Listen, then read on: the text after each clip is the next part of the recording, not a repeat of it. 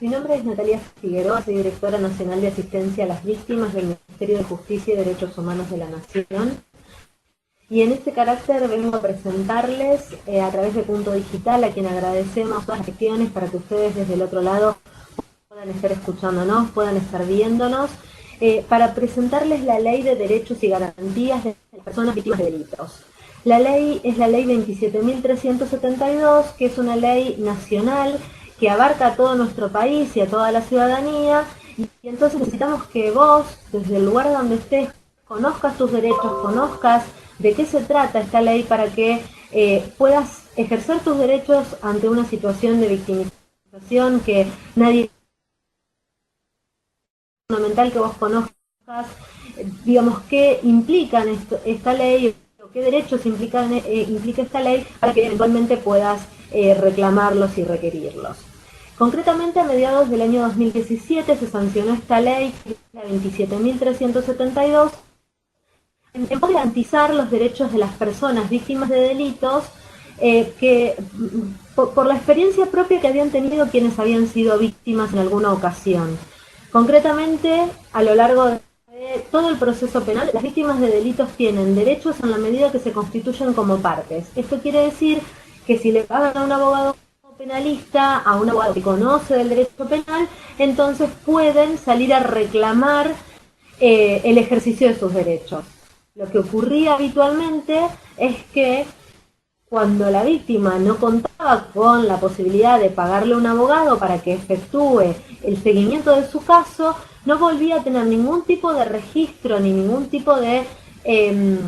información posterior al momento de la denuncia. De modo que el acceso a la justicia estaba garantizado hasta ese momento, hasta el momento en el cual desde una comisaría, desde una oficina del Ministerio Público Fiscal o desde cualquier otra oficina destinada a la recepción de denuncias, la persona obtenía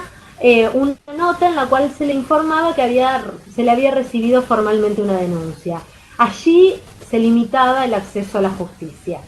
Con la sanción de la Ley de Víctimas, lo que se vino a garantizar es la ampliación de derechos para que la persona que atraviesa una situación de victimización por razón de cualquier delito, no importa de qué delito se trate, pueda ejercer sus derechos durante todo el proceso, y especialmente en los momentos en los cuales los jueces o los fiscales van a tomar decisiones más relevantes de sus casos o de la situación que ellos llevan a la justicia. Concretamente, vamos a poner ahora sí, para que ustedes puedan ir compartiendo la presentación.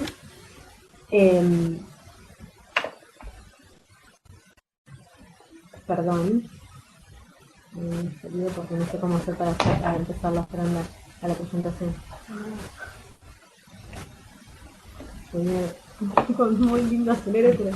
¿Con cuál? Bueno, si querés arrancamos, acá cortamos, Hernán, y arrancamos desde acá. Les presento. Bien. Entonces nuestra idea es presentarles esta ley de la que les vengo hablando, que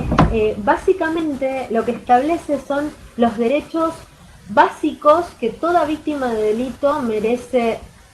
poseer al momento en el cual necesita acceder a la justicia. Básicamente la ley lo que garantiza es el reconocimiento de los derechos vinculados al asesoramiento, a la asistencia, a la representación, a la protección, pero básicamente, y lo que no debe faltar nunca, es tener garantizado el acceso a la justicia. Y el acceso a la justicia implica básicamente el tener conocimiento, el poder conocer qué es lo que está ocurriendo con la situación que ha vivido esa persona y qué es lo que está haciendo el juez o el fiscal con aquello que esa persona ha denunciado. Por supuesto que uno de los objetivos de la ley es el de lograr la reparación por el hecho ilícito, y lamentablemente eso es un trabajo que todavía nos debemos dar y debemos discutir respecto de cómo el proceso penal, la ley penal, va a garantizar esa reparación de los derechos. Y por otra parte, la ley prevé cuáles son los mecanismos para garantizar el acceso a los derechos, qué tipo de acciones y de medidas son necesarias para garantizar los objetivos de la ley. La ley se propone algunos principios que son diferenciales. Esto significa que sin estos principios, sin tener garantizados estos principios, la víctima no va a ser tratada de forma adecuada durante el proceso penal. Y para ello se prevén algunos parámetros de lo que significa una buena atención de las víctimas, referidas a la rápida intervención, a un enfoque diferencial o diferenciado respecto de las características de la víctima y a la no victimización. Concretamente, en lo que refiere a la rápida intervención, la ley lo que prevé es que la asistencia que se debe garantizar a las víctimas de delito, que debe ser una asistencia de tipo integral y que debe ser una asistencia dirigida a que la persona encuentre, satisfechas sus necesidades frente a la comisión del delito, se efectúan de la manera más rápida posible. En general, las oficinas de víctimas tienen una percepción de las necesidades de la víctima vinculadas con la demanda de la víctima, es decir, se quedan a la expectativa de aquello que la víctima está necesitando en el momento concreto y que la víctima demanda. Lo que pretende la ley es imponernos la obligación de que la intervención sea inmediata y que la intervención no sea en función de las necesidades que la víctima nos plantea con posterioridad del delito, sino que nosotros salgamos en su auxilio para que de manera inmediata ella tenga satisfechas las necesidades que tiene. Un segundo aspecto es el de la necesidad de establecer parámetros diferenciales frente a las características que tiene la persona que ha atravesado la situación de victimización. No es lo mismo sufrir una situación de violencia de género o una situación en la cual se ha involucrado un delito contra la integridad sexual que haber padecido un hecho de una victimización por razón vinculada a las características raciales de la persona, ni tampoco es el mismo carácter que se le debe dar a un caso, por ejemplo, en donde lo que se ve afectada es la propiedad. Lo que pretende la ley aquí es brindar una especial atención y una medida diferencial en aquellos casos en los cuales el grado de vulnerabilidad por razón de la edad, por razón del género, por la preferencia u orientación sexual, incluso por la condición étnica de la persona o de una situación de discapacidad, hacen que la persona requiera de un abordaje diferencial frente al resto de las personas. Este abordaje diferencial implica que si a la persona se le dan garantías extraordinarias o diferenciales respecto de otras que no tienen esas condiciones de vulnerabilidad particulares, no se ha considerado como una discriminación, sino que por el contrario, esa discriminación es una discriminación positiva para garantizar que esa vulnerabilidad intrínseca que atraviesa la persona no sea no la afecte aún más en el acceso a la justicia. Y por último, la ley se plantea un objetivo fundamental que tiene que ver con la no victimización. Allí la ley prevé que la persona no sea tratada como responsable del hecho sufrido. Y la realidad es que el concepto de no victimización o de no revictimización es un concepto que moviliza bastante a los operadores de justicia, porque en general no se comprende qué alcances tiene que la víctima no sea revictimizada por el sistema. Conceptualmente, la revictimización implica cualquier intervención por parte del órgano de justicia, de cualquier operador del ámbito de la justicia que haga recrudecer la angustia o los sentimientos de indefensión que la víctima sintió en el momento primario, a raíz del hecho de victimización inicial. Y muchas veces se considera que la sola citación de la víctima a la esfera del tribunal o a la esfera de la fiscalía, eso solo implica una revictimización. Y esto estrictamente no es correcto. Esto no es correcto porque muchas veces la víctima necesita ser escuchada, la víctima necesita poder explicar cuál es su punto de vista respecto de los hechos, necesita poder explicarle al juez o al fiscal qué es lo que está viviendo, qué es lo que le está pasando, qué necesidades tiene, y eso necesariamente no quiere decir que la víctima está siendo revictimizada. Por el contrario, muchas veces La víctima siente la victimización por parte de la justicia porque la justicia nunca la escuchó, porque la justicia nunca aceptó su testimonio, nunca le preguntó cuál era su interés en el caso. Esto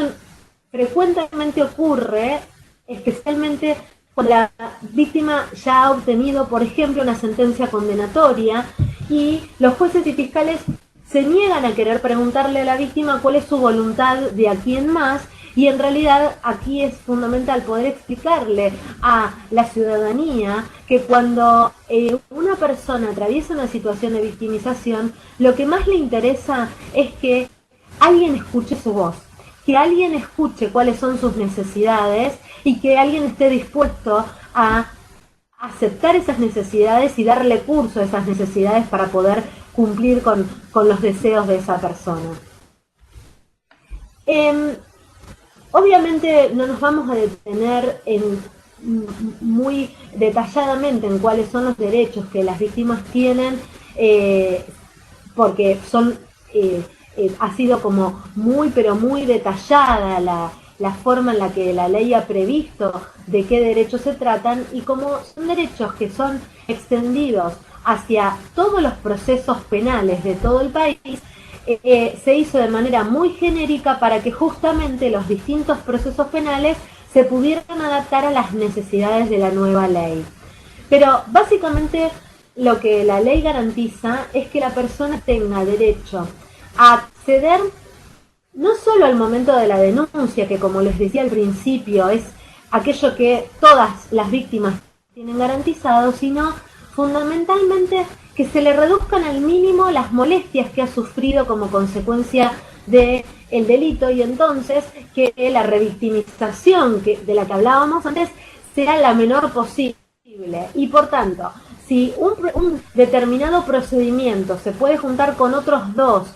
por ejemplo, para que en el momento del reconocimiento en una rueda de personas se efectúe también la declaración testimonial y a su vez se reconozcan los objetos secuestrados, que para esos actos procesales no se cite a la víctima 3 veces distintas en distintos momentos, y que entonces se reduzca al mínimo la cantidad de veces que la persona es molestada para garantizar los distintos momentos del proceso.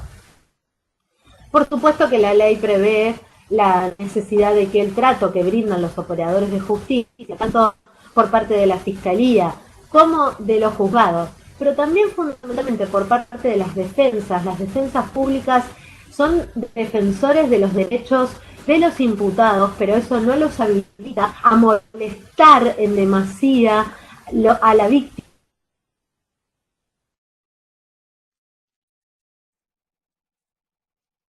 como consecuencia de los hechos,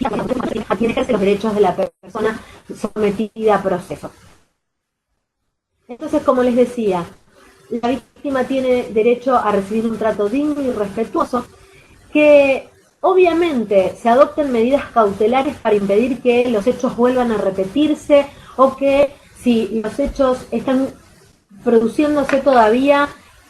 sean detenidos, y para esto es que la propia ley prevé que se pueda garantizar la realización de medidas cautelares para evitar que, por ejemplo, vuelvan a ocurrir nuevos hechos, y para eso también la ley prevé que la víctima pueda pedir medidas de seguridad tanto para sí como para sus familias y testigos, y básicamente a recibir atención no solo desde el punto de vista físico, cuando hay una afectación física como consecuencia del delito, sino también para recibir una atención de tipo psicológica para garantizar que los efectos del delito sean los menores posibles. Después, además, la ley prevé la devolución rápida de los bienes, pero en lo que me interesa detenerme especialmente tiene que ver con los derechos que las víctimas poseen aun si no se presentan como partes en el proceso, y que tiene que ver con la posibilidad de que la víctima reciba información sobre el proceso, pueda cotejar las pruebas, pueda leer las pruebas que el fiscal o el juez tienen en el proceso en que las involucra, que puedan aportar pruebas durante el momento en el cual se está haciendo la investigación, y eventualmente a que se le paguen los gastos en los que hubiera incurrido para poder ejercer sus derechos. Si estamos hablando de una persona que a consecuencia de su estado de vulnerabilidad económica no puede ejercer sus derechos, la ley prevé expresamente que el sistema de justicia deba garantizar esto, y nosotros como Centro de Asistencia a Víctimas de Delitos tenemos toda una línea de atención a las fiscalías y a los juzgados para permitir que las víctimas más vulnerables tengan acceso a sus derechos. Todos estos derechos que les enuncio y que es lo más importante que me parece deben ustedes conocer, se garantizan aún sin la presencia de un letrado patrocinante, esto es, sin la presencia de un abogado. Me parece fundamental que ustedes comprendan que todos estos derechos que les enuncié son exigibles desde mediados del año, desde el 21 de junio del año 2017, y sin embargo todavía estamos en el camino de que ustedes, la ciudadanía, conozca esta ley para poder hacer que estos derechos sean exigibles en cada uno de los lugares por los cuales ustedes deben transitar. Quisiera detenerme en otro aspecto que trae la ley y que es sumamente importante para aquel que ha sufrido una situación de victimización a raíz de la pérdida de un familiar o por las consecuencias que el delito le ha provocado a la persona directamente ofendida, pero que impactan en la vida de toda su familia. Y entonces aquí la ley ha sido muy generosa al conceptualizar a la víctima desde dos aspectos diferentes. A aquella se considera víctima no solo a la víctima directamente afectada por el hecho, sino también a su cónyuge, a la persona que convive con esa persona, a los padres, madres, hijos e hijas, hermanos y hermanas, que como consecuencia de la muerte de la persona o por la afectación física y psíquica que ha sufrido esa persona, le impiden ejercer sus derechos de manera directa. Y entonces podría venir a reclamar ante el órgano de justicia el ejercicio de los derechos como víctima de los hechos. Por ejemplo, el cónyuge, si, por ejemplo, en un hecho de tránsito a raíz de un siniestro vial, la persona ha quedado imposibilitada para moverse, para ejercer por sí sus propios derechos. Y este concepto también es muy, pero muy importante para garantizar la asistencia psicológica de las personas que se vieron afectadas a raíz de un hecho ilícito. Porque muchas veces se consideraba que era víctima la persona fallecida, la persona que había perdido la vida. Y entonces ello impedía que aquel que quedaba vivo, pero que padecía el sufrimiento de haber perdido a su ser querido, pudiera pedir ante las autoridades, ante las distintas oficinas de víctimas y ante cualquier órgano de justicia por sus derechos. Y esto me parece fundamental que quede bien claro. La persona que ha padecido la pérdida o que como consecuencia de la afectación grave que ha tenido su familiar directo no puede ejercer sus derechos, es víctima de los hechos y merece el tratamiento que tuviera como si fuera la víctima directa, y eso conceptualmente se llama víctima indirecta, pero es indistinto. La ley lo considera víctima y le garantiza los derechos de los que les venimos hablando. ¿Cómo hacemos para estar en contacto con ustedes? El Centro de Asistencia a Víctimas de Delitos, por orden de la propia ley, debió crear una línea nacional gratuita que está en funcionamiento a las 24 horas del día, los 365 días del año. Esa línea es la línea 149, que como les cuento es una línea que permite básicamente transmitirle al centro de víctimas cuáles son las necesidades de esa víctima concreta o las necesidades de esa persona, que incluso puede no tener en claro si está siendo víctima de un delito o no y que quiere hacer el asesoramiento adecuado para el ejercicio de sus derechos. La línea es una línea, como les digo, de atención gratuita, nacional, que garantiza que cualquier persona que ha sufrido una situación en la que siente que está siendo victimizada pueda pedirle a profesionales del área de la salud mental, en principio la línea es atendida por psicólogas, la puedan atender, la puedan asesorar, la puedan contener, y una vez que todo ese proceso se ha iniciado, un equipo jurídico hace el abordaje del caso, analiza cuál es la demanda específica que tiene la persona y efectúa la derivación que corresponda. Si es que la persona necesita una asistencia de tipo psicológica, se le busca el lugar adecuado para que la persona reciba la atención que corresponde. Si no se trata de una asistencia de tipo psicológica y lo que la persona necesita es una orientación jurídica, se hace lo propio. Muchas veces se requiere de otro tipo de intervenciones y lo que se busca siempre es de garantizar que la víctima consiga una asistencia integral frente a la situación de victimización que ha atravesado. No todos los delitos son iguales, no todas las necesidades de aquel que ha sufrido un delito son iguales. De modo que el centro de asistencia lo que procura garantizar en todos los casos es que la persona reciba la atención que corresponda. El centro de víctimas tiene además una serie de programas que hacen un abordaje especializado de acuerdo a las características del hecho en concreto, y entonces para que ustedes sepan de qué forma trabaja el centro de asistencia, les presento las distintas líneas de acción que tiene el centro de víctimas. Para garantizar el acompañamiento de las personas en el territorio, el centro de víctimas trabaja codo a codo con los centros de acceso a justicia que están desplegados en todo el país en 90 centros diferentes. Por otra parte, el centro de víctimas cuenta con 3 programas específicos para garantizar la atención a víctimas de delitos. Uno de ellos es el programa Las Víctimas contra las Violencias. Allí están viendo el logo de la línea 137, que es la línea de asistencia integral a víctimas de violencia familiar y sexual, pero que, digamos, puede ser requerida a través de la línea 137, que tiene un asiento territorial más acotado, o que nos pueden pedir la intervención específica a través del 149, que, como les decía, es de atención en todo el país, garantiza la atención en todo el país. Por otra parte, el centro de víctimas tiene un eje de trabajo a través del programa de trata, que garantiza el rescate de personas que han atravesado una situación de trata de personas.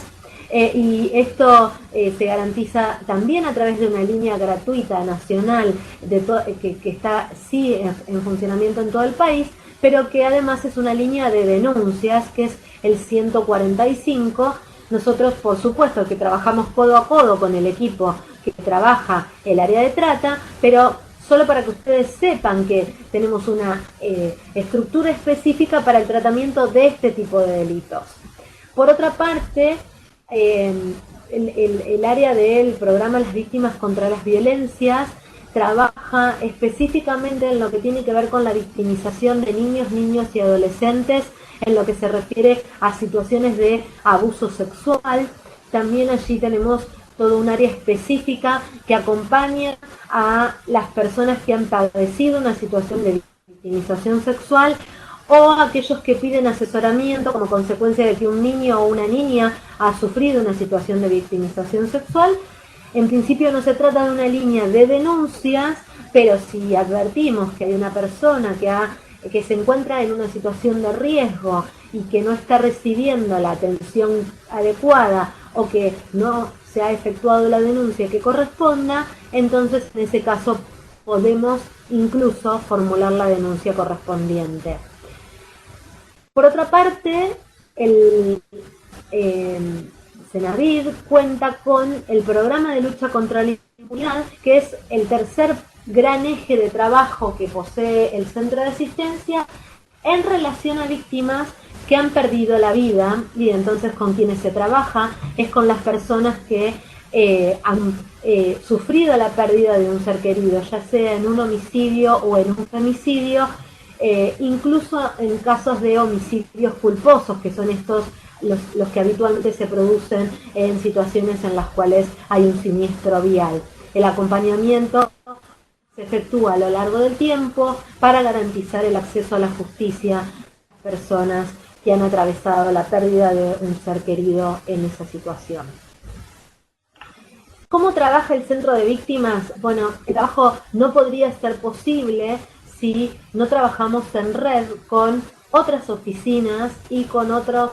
organismos que asisten y acompañan a las víctimas de delitos en las distintas áreas, en las distintas provincias, en los municipios. Y entonces tenemos un trabajo realizado de relevamiento de todas las áreas locales de cada una de las provincias y municipios de nuestro país, para garantizar que el abordaje que se haga de las víctimas sea el más adecuado posible. Muchas veces la intervención desde el órgano centralizado, que puede ser el Centro de Asistencia a Víctimas, la intervención es insuficiente y lo que se requiere es un abordaje diferente, más integral y en el territorio.